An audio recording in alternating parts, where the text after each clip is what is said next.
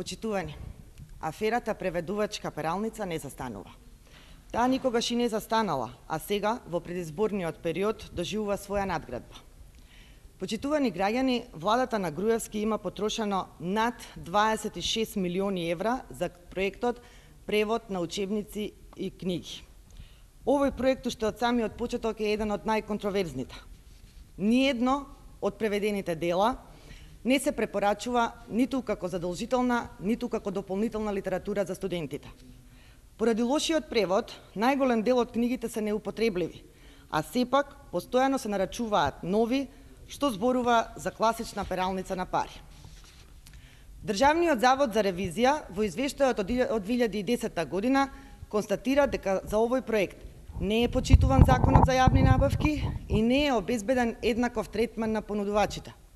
Тоа наведува на заклучок дека одредени фирми, блиски на власта, биле фаворизирани за да го добијат бизнисот.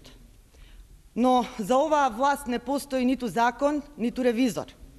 Сега, пред избори, владата на Груевски склучува нови договори за овој проект во висина од над 2 милиона евра.